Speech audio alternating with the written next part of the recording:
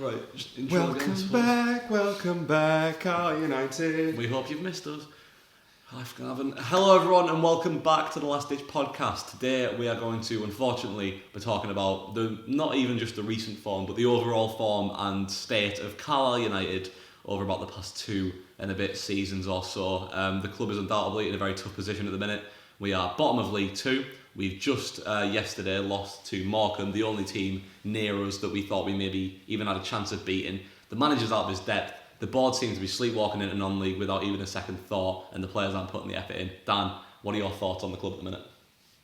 I think you just kind of covered it there, really. It's like you say, there's just multiple people within that club, and like the supporters trust in that. You know, they need to seriously pull the finger out. But yeah, I just think there's so many people within that football club for years that have just been, I don't know.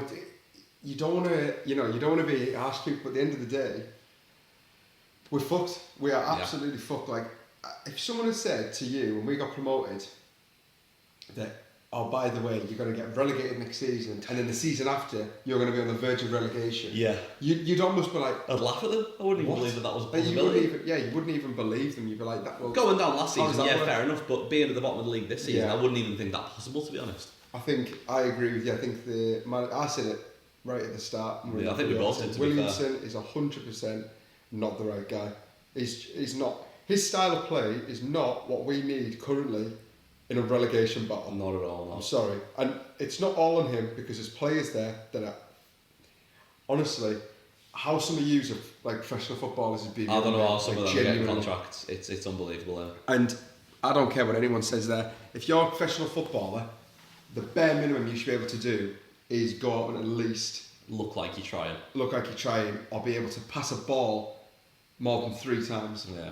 Honestly, like some of these lads would look out of place playing off Sheep Mount on Sundays. Do you know what I mean? Honestly, like I'm not even joking. There's some lads that you think, do you know, they should do a thing. You know, that thing they do at half time when you've got to get it in the thing. They should bring back the crossbar challenge. If you hit the crossbar, you get to play a game. I reckon it's making good. You get a contract for the second half. Last Ditch FC versus Accrington Stanley. Bring him back. Funny thing is, I actually reckon we'd have given him more of a game. Greg Mossop would put more of a midfield shift in than a lot of our lot. Greg Mossop, Ellis Bowman, Jord. I think don't say even me, because that's not... Well, to be fair... That's a bit of a stretch. Debatable. It's a bit of a stretch. I reckon I could probably come on for one of them. I reckon Stephen would do a better job up front. I mean, Christ, this is the thing. Anyone would do a better job up front. We couldn't hit a fly off a donkey's arse with a fucking frying pan. Do you know what I mean? It's just like, Luke Armstrong is hopeless. People are like, oh, well, he's not getting the service. Yeah, right, fair enough. But when he has got the service, he's done that with it. Yeah, he's been here a year and he hasn't done anything that... No. He almost, to me, looks more like a 10. Like, he looks like he should be deeper. Definitely. Like, he doesn't seem as if he should be on the end of the men. And he comes in deep, and then you're like, right, well, who's there? There's no striker now. Yeah. There's no... And you can't do that in League 2. Like, no. Yeah, it works in the Premier League because the wingers can cut in and actually get to the... Yeah, exactly. Because they're higher quality But we don't have that quality. Yeah, exactly. You know, you can't rely on Georgie Kelly because the bloke's never fit. Look, I mean... It's a real shame that he is always injured. Yeah. Like we've said, I'm sure he's more annoyed than anybody that he's injured. But we've given him a 3-year deal on thousands of pounds a week, and he spent most of his time at the club either offside or with a pulled hamstring. Yeah. So what do we do? The worst thing is as well with Georgie Kelly, out of all the strikers, and I'm probably going to include Charlie White here. If all of them were consistently fit, Kelly would be our best striker. I think so, yeah. Because I think when I've seen him come on, he's a few years younger. He's got a bit about him. Yeah. He almost looks like a younger version. He should be approaching... Or a more agile version of Garner. He should be approaching his prime, really. He's like, 26, 27, I think, 27. Like, that lad should be in his prime right now, scoring for fun. But unfortunately, these injuries have set him back. And although that's a problem for him, and that's not something that we're saying, oh, well, he shouldn't be injured. You can't help it. But the problem is that we've got him for 3 years on a big wage. That's the issue with that signing. So let's go right back to playoff. Like, brilliant. You know, the promotion season. The good days. Because really, for as long as I've known Carlisle, they've always, if they've either had shit seasons all consistently and just like a couple of wins here, a couple of wins there, or they've done the thing of absolutely doing unreal really till well. Christmas, get to Christmas and then fall off a cliff. Whereas we did that with Simpson and we were falling down that cliff, but because everyone else around us was just as shit, we were like, slowly coming down, and we literally just about got playoffs. Yeah, it happens all the time. Like this time 4 years ago, we were top of the league on Christmas Day. We were beating teams left, right, and centre, and then we pissed it up the wall second half of the season. Yeah. We got promoted, the season before last, and did really well, and then pissed it up the wall in League One. Fair enough, we maybe didn't have the resources, and we didn't have the money, and the players, etc., and went down. But then we came to League Two this season, where we really should be one of the teams that's up there competing, and we've done the exact opposite. And it seems to be this unstoppable rot within the club, even with new ownership and everything. It just doesn't seem to end. Yeah, it's like almost anything you try just doesn't work. So then you kind of got to look and then go, right, who's making the decisions?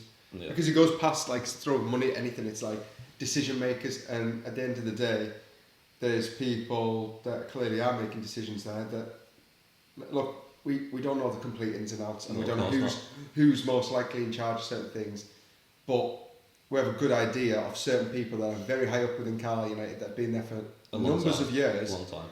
And I think are just blagging their living, really, because I don't see how them certain people can take Carlisle from where they are up the leagues. No, because they've been here.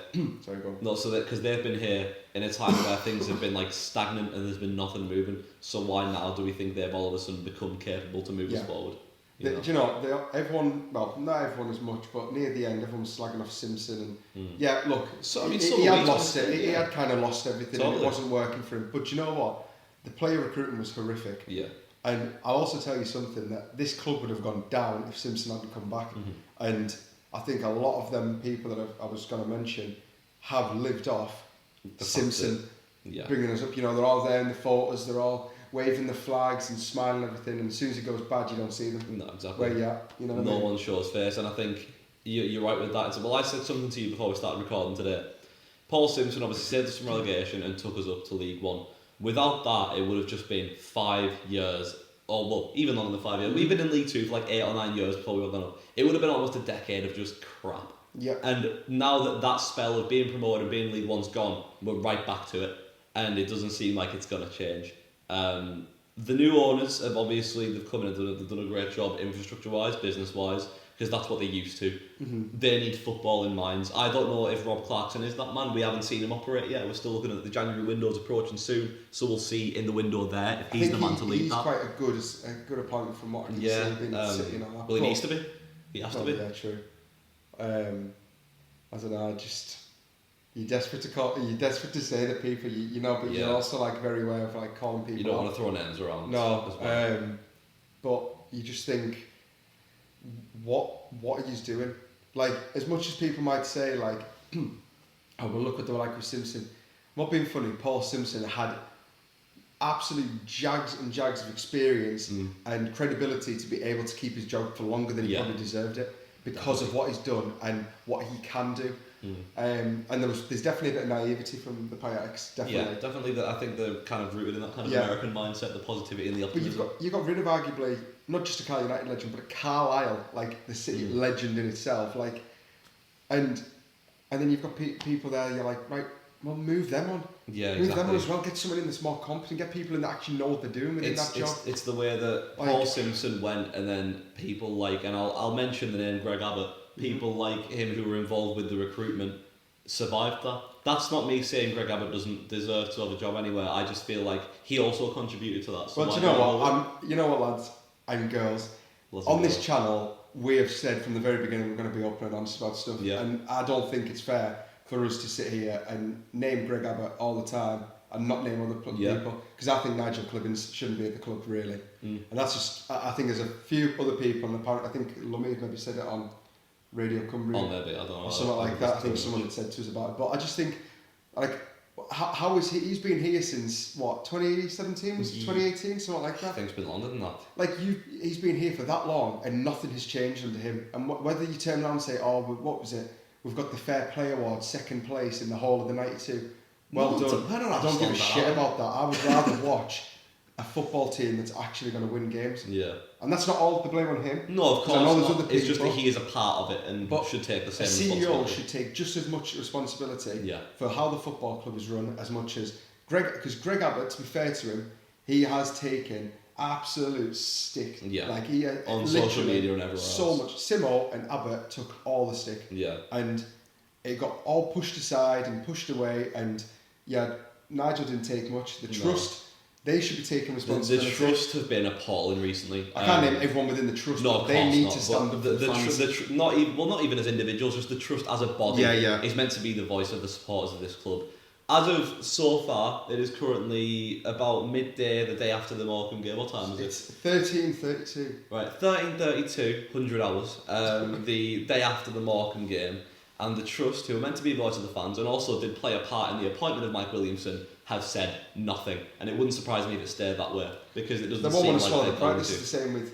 As much as we've said we like them, we do have a lot of respect for the Piatek family. Even on personal terms, we're close with them. But shit is getting real here. It's hit the fan and gone south because, to be honest with you, there is no communication. It's all communication from everyone when it's going well, and everyone lets everyone get behind people, and then all of a sudden it goes to shit, and we don't hear a thing from the family. We don't hear a thing from the trust. The fact that there hasn't been some because sort the trust had a point in appointing the manager. Nigel Clibbins had a point in it, and so did the Piatek, and none of them want to admit that they got it wrong. I do feel like, and that's just my opinion. No, I do agree with you in a sense. I do feel like it's a sense of reluctance to swallow their own pride and admit that they have made the wrong choice. That, you know what, completely fine. You're new to this, you're new to football ownership. If you've appointed the wrong guy, fair enough, you've made a mistake because you're new to the job and you maybe didn't look at you maybe didn't expect it to go this way. Nobody is going to have a go at you for coming out and admitting that you've got it wrong and getting rid of the guy. People will have a go at you. If you die on that sword, keep him in and let the club go down. That's when you have a problem. Yeah, you will. Definitely, because I think that's that point of kind of gone. I think I know what's going to happen. It's going to be, they're going to stumble into January, and then they're going to give him the players he wants, and they're going to hope that it turns around. Them players come in and it turns around. And there's part of me kind of does think if he did have better players in certain positions, I think we probably would be a much better side. Yeah. My only thing is now with Mike Williamson, and honestly, right, off camera, I met Mike Williamson, and I actually said to him that, I said, look, at the start when you came in, I wasn't convinced with you at all, and you are starting to convince us with the results and how we're playing on the field, because it was much better. Yeah, it was at that time. And I've gone completely back to how I felt, because, and it's not just like I'm a flip-flop of kind of when it's good, oh yeah, I love you, and when it's bad, I hate you. Because even then it wasn't particularly good, we were just drawing games, do you know what I mean? We were showing like bare minimum passion, and everyone loved it because we've been that deprived. And I actually said that to him. Yeah. He's like, I said, we've been deprived of any attractive football or any actual fight for ages. Yeah. And we are actually kind of giving a bit of like hope to people, but it's just, to me, he just seems a very dull, boring person. He's so inspiring. I just can't see how, if you were down, like say you were 2-0 down at half time, how you would get them up. Like how would you actually be able to? I just couldn't. I can't picture it. Nowhere. There's no way he's going into a change room at half time and giving any sort of talk that gets lads up for another 45 minutes. No way. I listen to the bloke's interviews and I want to fall asleep. Yeah. The things that he mentions in his interviews wind me up to no end. We lost 1-0 to Morecambe yesterday, Michael. Yeah. First 30 seconds of the interview, he's talking about how many times we entered the box. In the first 50 seconds, he goes, the lads are hurting. 9,000 supporters were in that ground yesterday. Do you not think that they're hurting as well? As well as everyone outside. As well as everyone outside the ground who follows the club.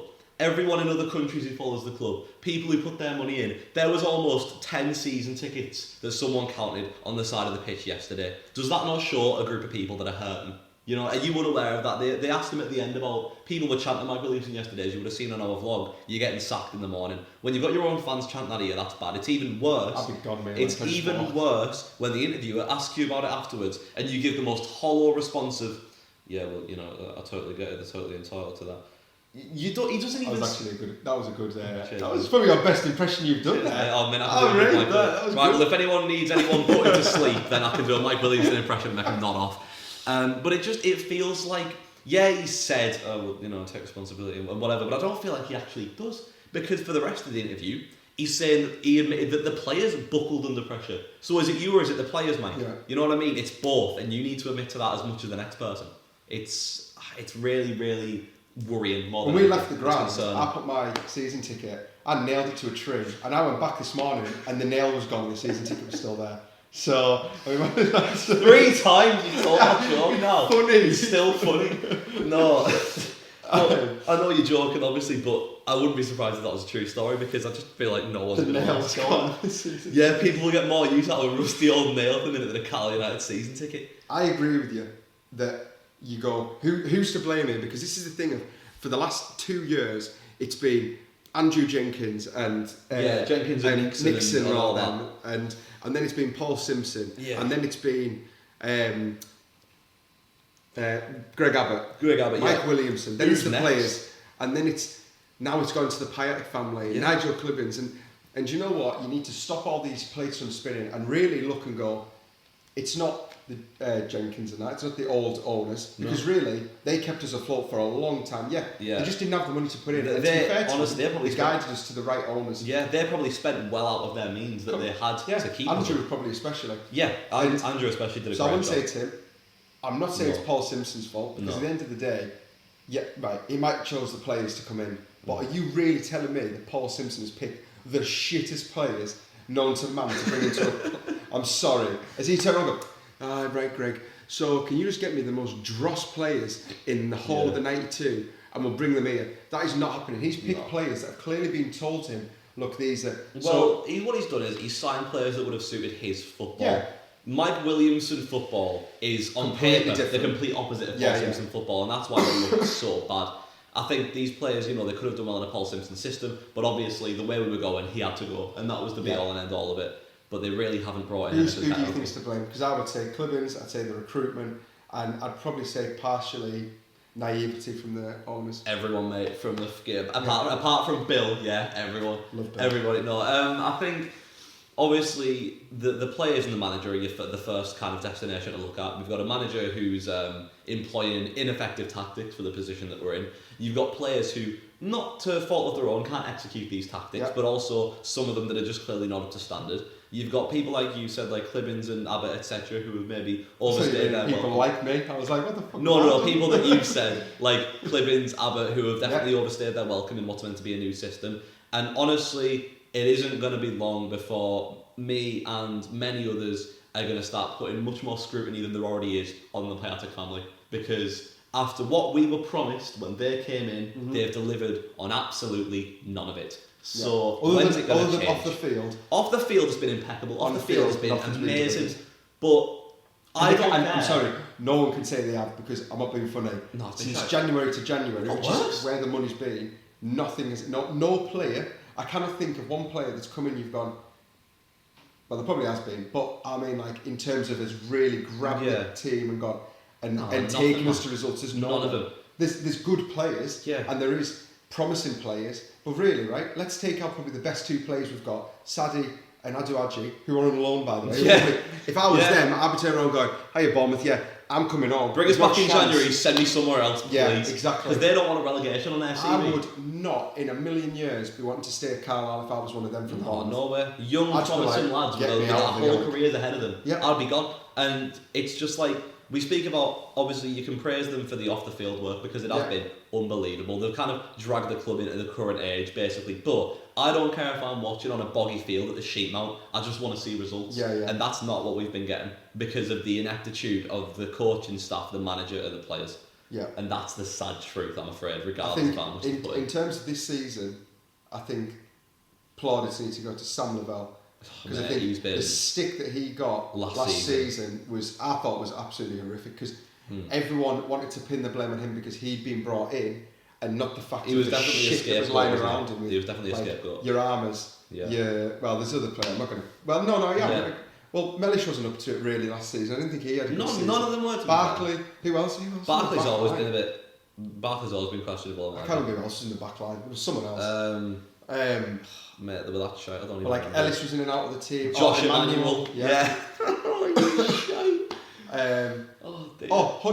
Hunts was in the back line. I thought Hunts was alright as soon as he came in. There's a bit of stability definitely. in there. We've let him go to Bradford for some reason. But Lavelle, Breeze, the two lads from Bournemouth. Gabe Breeze. I want to talk about Breeze and more. Breeze has been absolutely unbelievable since he's. That's all I'd say in terms of who I'm actually kind of going. Well, I was saying this. I was talking to Ellie about this in the paddock yesterday. I was like, it says a lot when you've got a lad who's came through the academy and he's been around Carlisle his whole life, who's probably on one of the lowest wages in that entire team, and he's the only lad who comes out every week, and I can say I've been impressed by him. Yeah. Because that's it. We the rest of the squad, the vast majority, is all the lads who are paying an absolute eye-watering amount of money every week to do pitch. Like, it's just... I said to you before we started, I've never seen, ever, in my time watching football, anywhere in England, the home fans singing, "You're getting sacked in the morning." To their own manager. I've heard the, you don't know what you're doing. Yeah, I've heard that like before, little whatever. decisions in that, but like, the sacked in the morning. Yeah. And by the way, that wasn't just the Warwick, that was the East Stand, And that was the Pirelli, like above the paddock. The paddock, I don't know what it was like down the further side, but where we are, on the side closer to like the Warwick, I think a lot of people in there, when we were looking down at the end, there was a few people clapping, and I'm thinking, how are you what clapping? the fuck are you clapping? Seriously? Who and what are you clapping? Because bar Sam Lavelle and Gabe Breeze, there was no one I could think of. if you were clapping like certain players, fair enough, but there was a couple of people clapped the whole thing, even when Williamson was walking around going, yeah, giving it his half-assed. Fucking honestly. Mike Williamson walking around that pitch looked like me walking around hospital on my vitals machines. You know what I mean? Just aimlessly droning on like bit of that. I feel he didn't go near the Warwick. I don't want to make it a either. personal attack on him, because it's not. I think that's unfair. I think that's not a personal attack. I'm just no. saying. I mean, like, I don't want to make it like a thing where we're just coming on here going, Yeah, Mike Williamson, your you're shit, I hate you, and like, this your person, because I don't like doing that. But he's a big contributor. As a manager, yeah, that's what I mean. Yeah, of course. I'm sure he's a lovely bloke. And what his sound guy. job is, you are the manager. You're supposed to get players up. You're supposed to choose these players. And do you know what? I don't disagree with you, because I think there's a lot of shite that you've got to deal with in terms of players. But I just think... I think for his own good and for our good, he just needs to go. Yeah. Because and he's on a rolling contract, so he could just... Yeah, he could just... And you know what? He doesn't want a relegation on his CV. And I'm sure if there was somewhere else that had players that fit his tactics more, he'd probably do a better job. We've seen it before when he was at Gateshead and MK Dons, etc. Until obviously it turned a bit bad at MK Dons. He just seems very stuck and stubborn in his own ways and his own tactics, that it just isn't healthy for him to stay. It just isn't healthy for him to stay at the club, I don't think. And for everyone's best interest, he needs to go. If I was there, and I'm from Carlisle, if I was on that touchline and they're going, "Sacked in the morning," to me, I'll be turning around going at the end, I don't give a shit if you've got a plan for January. I'm going, these lot don't want me in. Exactly. And I don't care. So if I can change this around, it's the best for the club that I'm gone. And that's someone from Carlisle that supports Carlisle. So someone that's got no affiliation to them other than a paycheck. That's what I worry. I feel like he's just not as connected to the club as previous managers have been, and that's where a bit of the issue does come in. You know what I mean? And I'm not, obviously, we can't just sign a manager from Carlisle, because Paul Simpson's really like one of the only ones. And we can't just pull in some lad who manages from Carlisle. We can't pull in Dan Kirk from Carlisle City. Do you know what I mean? Like, but with somebody who's got a bit of why not? Someone who's got a bit of like a similar identity to the club, someone who understands what it means. I don't think I think you go against someone on a 6-month contract until the summer and just get us safe. And then... Get Neil Warnock on the phone, do you know what I honestly got to go get Neil Warnock, I'm not even joking. What is the worst that can happen? If anything, at least we'll have a laugh. At least it'll be funny. We'll probably get him on the podcast as well. Nah, why not, man? I'd love that. Like. Take your wife home, shag her on couch. Shag her on couch, Shag her on couch as well, like... Yeah. We need someone who can put a rocket up him, because that's what they need right now. Neil Warnock probably wouldn't come in, because I probably don't even know who Neil Warnock is. But even though he's an absolute legend of football, you need to get someone in. I said Ryan Lowe from the start. Ryan Lowe, I wouldn't be against that. Young, he's got a bit about him. He's a Scouser. He's a fighter. You can imagine he'd have a bit about him. What, he's a fighter because he's a Scouser? That's a bit of a... Scots have always got a bit about them, haven't they? Like Geordies. Yeah, of course. You know, they've always got a bit about them, Scots. Yeah. You want someone that's coming in and like, you listen to them in a post-match interview and you're going... I used to literally wait for Simpson's interview, get on, watch it. Even when we were losing, Even if, right, we had a game coming up and we'd been shit, which was all on the season. I'd still be like, before the game. We're going to do it. We're actually going to go and win this game. We're going to kick on. I honestly... can't get that with Williamson. I rock up to Brunton Park expecting to lose nowadays. I was saying this to you yesterday. What do you think's going to happen if we lose on Sunday? Mate, he's getting something lobbed at his head. Like, it's going to get really, really bad. Just disclaimer. Not us. We're not lobbing at We're saying somebody, nondescript, that isn't us, is going to throw something at him. But I was saying this yesterday, obviously, as you're aware, I live in Liverpool now for university, so I only get to come back for a handful of games to watch in person. Lucky. Every single time I come back, it gets worse. And after every game I go, I think that's the worst I've ever seen us play. Yeah. And then I come back the next time and we outdo ourselves again. We're just constantly getting worse and worse and worse. and nothing's levelling out, nothing's going up. It's a sad state of affairs, really. It's an awful state of affairs. And it's going to get uglier really soon. Oh, I said that in the video, didn't I? I said, this is getting ugly. Like, Very 35 minutes in, the fans booing. That's not a good look. Your home fans on Boxing Day booing you after half an hour. Terrible. If we lose to Accrington Stanley... Oh, mate. You were saying about maybe not going, but I said, no, I want to go because that is going to be...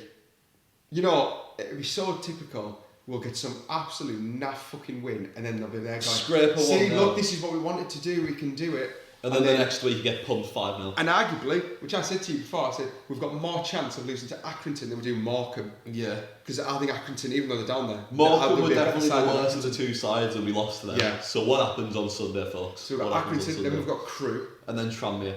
Tranmere are struggling, Crewe aren't great. We got a draw against Crewe. It could be a Simpson 2.0, it could be a Mary Patrick getting another manager. Oh my god. Imagine. Don't even. I don't know what to do, Crewe. I'll go on Instagram because... We've got some fan opinions. We put a little story up on the Instagram before this, asked you guys for your opinions on Carlisle United at the minute. Oh, there's that lad that's just... Oh, that's unreal. Mate. I'm just watching that guy, 1500. Shout out to Boyle who won the $1.5 grand at half time yesterday. You were the highlighter yesterday, my friend, if you are watching this. Anyways, I don't know why he didn't just... I would have done a full knee slide, me. I'd have been over. He seemed a bit too... He seemed like he's a fella every day. Right, let's see what the people have got to say about this then. Okay, so... so we said Mike Williamson, in or out. So we have 2 votes for in, and they are...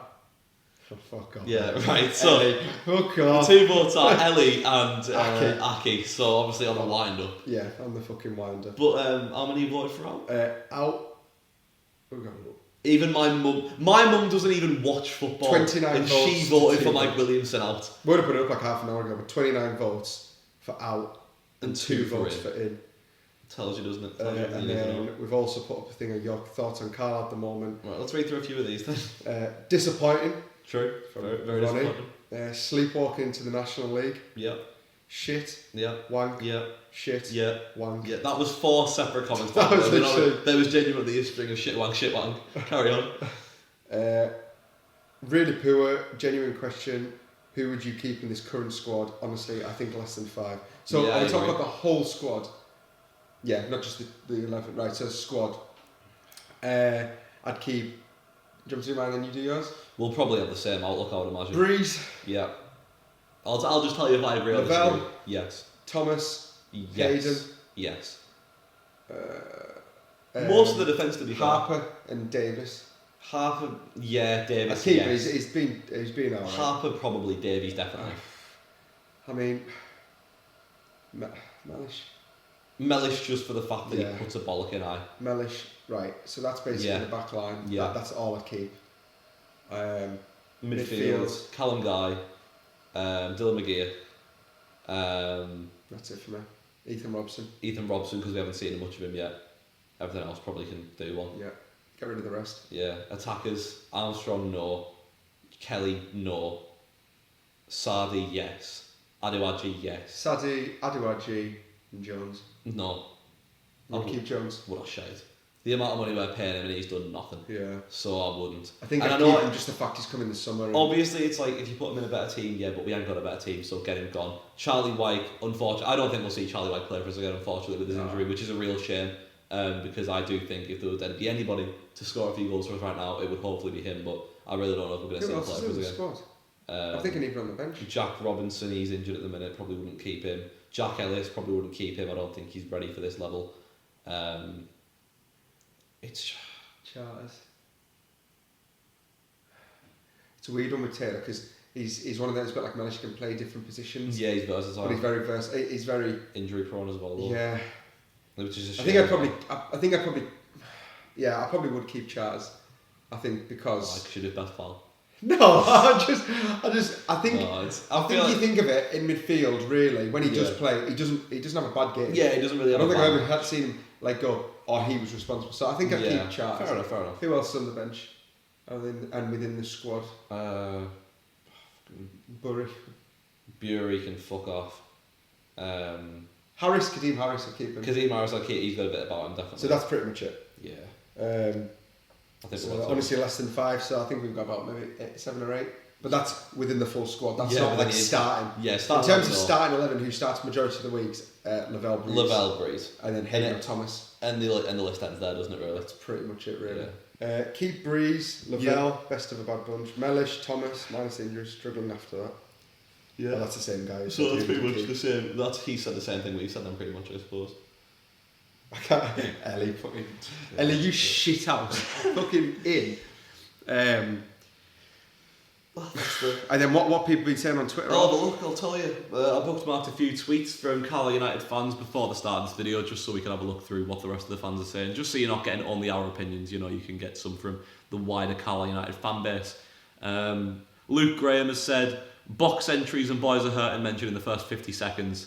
Where's Castle Sports Group? Do you not think the fans are hurting week in, week out watching this Clark? That's exactly what I've been saying, what you've been saying. The fans suffer more than the players do, I think, at the minute. Another one here about the interview. We entered the box a few times, the boys are hurting. People just getting tired of Williamson's interviews. Can I just quickly say, I didn't even realise it. Ellie's actually messages on the story. Alright, what she said? She said, whoops, I'm a fucking idiot. I thought you meant in the episode, so she meant, do we want Williamson to be here or not? And she put in. Right, so make that 30 votes for out, 1 vote for in then. Right. Another one on Twitter here, Stuart Ferguson. Enough is enough. 9k there today to see a team not have a clue what they're doing in a football pitch. Williamson out, nowhere back from that. Rob Morley says, I love that club more than out and I'd love Williamson to do well. I always wanted Simo to succeed and backed him in the end. Hate to see it when teams are booed and fans want managers sacked, but we're only heading one way. The club's getting worse and worse and I'm gutted. I think that's kind of the overall view of a lot of fans. We're just kind of upset that the club's in the position that it's in. But, you know, someone's got to take that flak and it has fallen a lot on Mike Williamson's shoulders. And one here from Rye CUFC, which I probably agree with the most out of all these.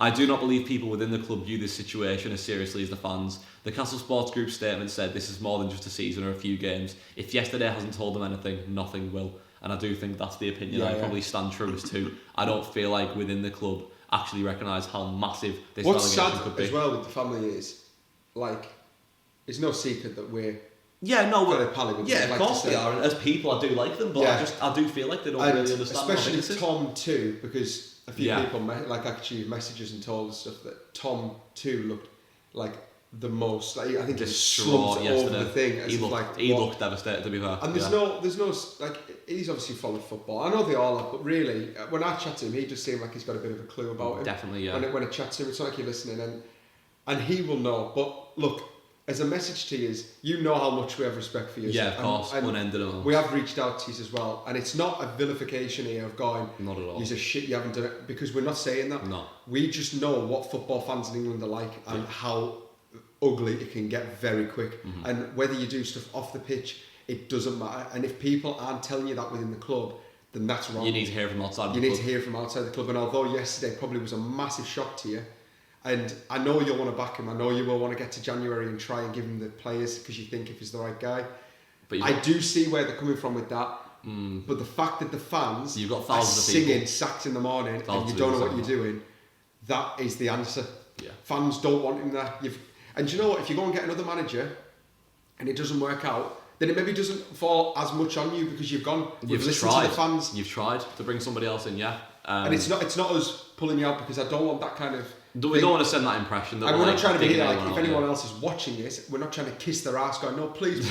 We're not doing that. No. Because at the end of the day, we're honest here. Yeah. And, like, I'm not going to sit here, whether we get on with the owners or we didn't get on with the owners, and just be like, either silent or be more vocal about it. Well, I'm going to be exactly the same as I am, whether I'm friendly with someone. Well, exactly. Put it this way: at the end of the day, we were fans of this football club years before we were friends with the owners of it. Yeah, you know what I mean. And at the end of the day, the club comes first. With every single fan, the club comes first.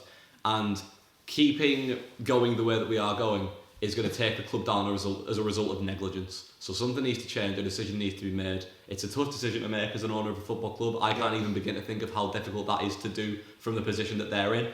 But the decision needs to be made, and it needs to be made as soon as possible if we want to survive this season. I don't think we will, though. I think it's going to go to January. I unfortunately feel the same, yeah. I think if one of these where it gets to January... Look, if I'm honest, like, the hardest part for me is the fact that clearly no one wants Williamson here. No. And people chanting for him to go. Yeah. And the hardest part is that he's like the certain football I've seen. I thought if you had a better player in that position, we'd actually be absolutely cutting these teams to bits.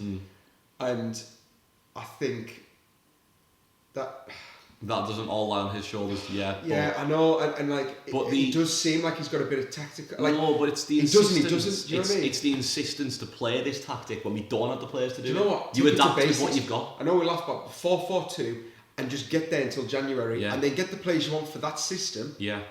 And then go forward. If we we will be gone by February if we carry on this form, if even that. Yeah. And I promise you this is a message to Carlisle fans, the Piatics, to everyone, directors, fucking anybody, sports trust.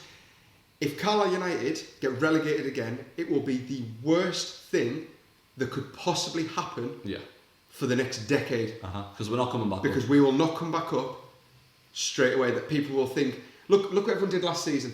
Oh, we're getting to January, we'll be all right. Got to January, did shit, got relegated.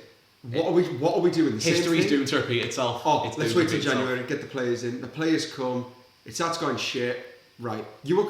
The only way we get out of this rut, if they do stick with him, he needs to get rid of so many players in January, or he needs to just be like, you are surplus to requirements. And he needs to be more. What's with the fans? This is the thing. What's easier to do, right?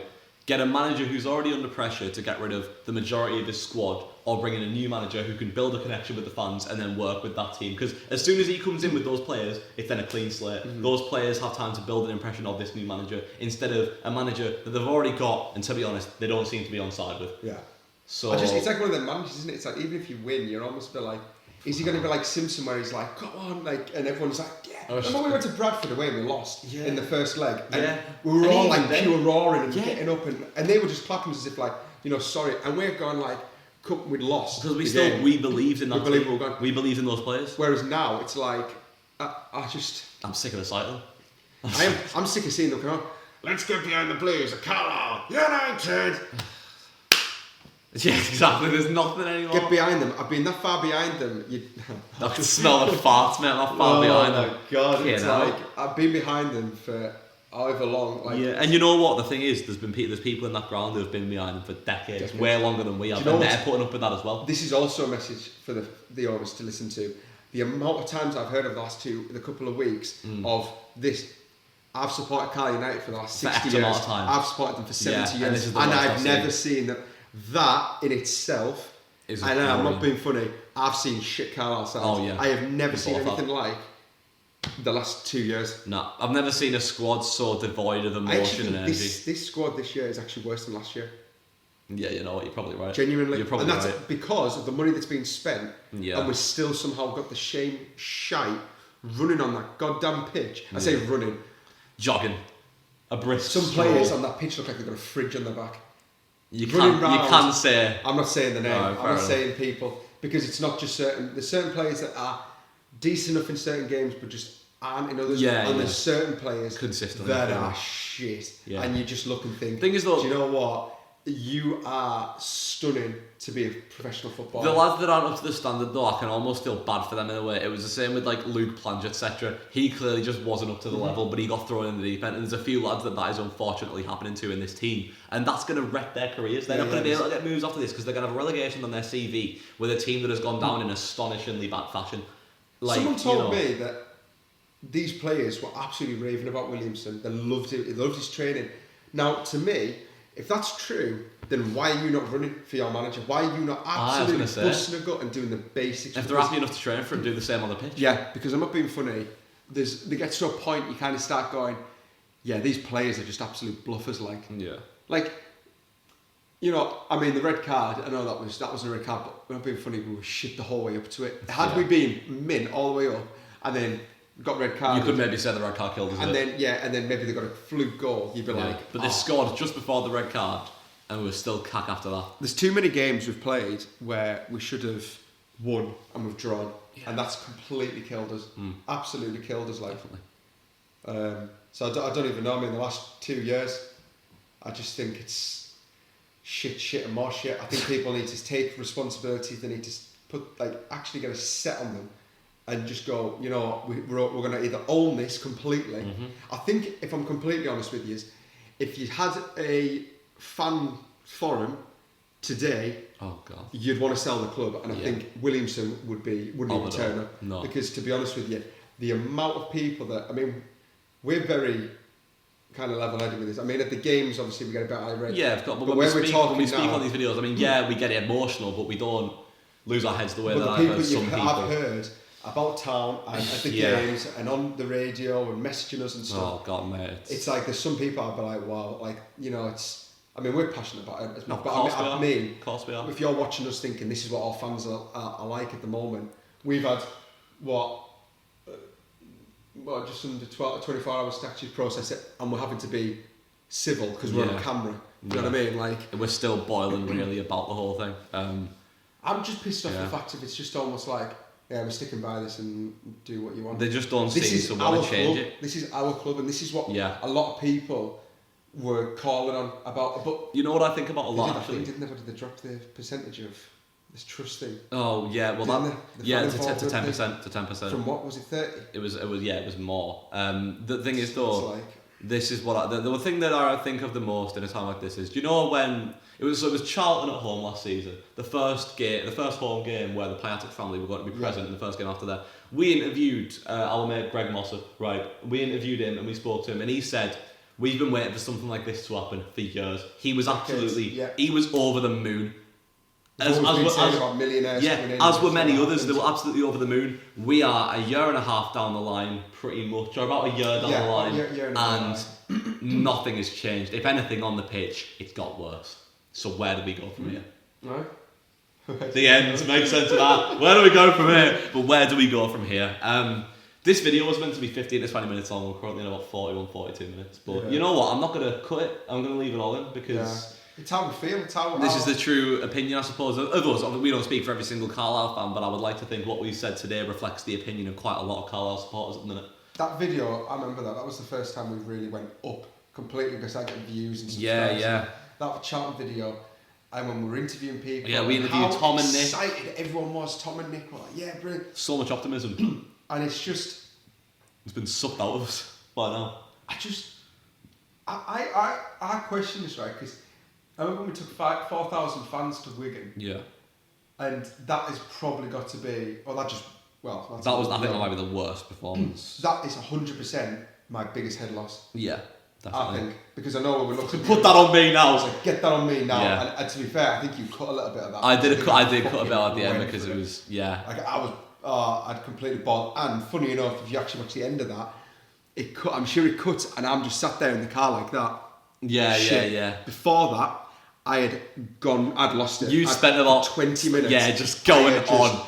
Gone. My head. I recorded that, and you pretty much didn't have any words left. No, that's why I didn't speak, because I didn't have anything else to say. But that's what it's been like for so long. I would have. There would have been a few people would have probably not wanted to speak to me because I just went for everyone. No, honestly, it's just been. But the thing is, 4,000 fans, you're looking up. And you can't even get your rocket up your ass. And that was a whole different squad of players, so that shows that it runs deeper than just that. That shows that it runs deeper than just that. Because that was a whole different group of players, and they still looked as unenthusiastic and unemotional as they do today. Yeah. So it's just, I don't know, I can't even pinpoint. I think there's just a lot of people within the club that need to go. We've mentioned a couple already. Yeah. Definitely we'll get rid of them. It just needs a whole kind of restructure, doesn't it? Yeah. And hopefully the sporting director's the start of that. And let us know what you think down below. I'm sure there's probably many things that we've even forgot to touch on that you will have in mind to want to tell us. Do you know what I might do actually? I don't have Twitter at the moment, but you could put something up. Yeah. Just get people to send videos in, and say how they feel, and we'll maybe add it in over the kind of thing. Or we'll add them all in at the end. I don't know. Yeah. We'll add them in because obviously we want to show this as what people think. To show that it's not just us, it's everyone. So if you did enjoy, please make sure to leave a like and subscribe to the channel, all that good stuff. And I suppose when this comes, this will come out the night that we're recording it, so we'll see you on Sunday for the Accrington and Stanley vlog, I suppose. Sadly. Yeah. Right, see you in a bit, boys. Ta-ra.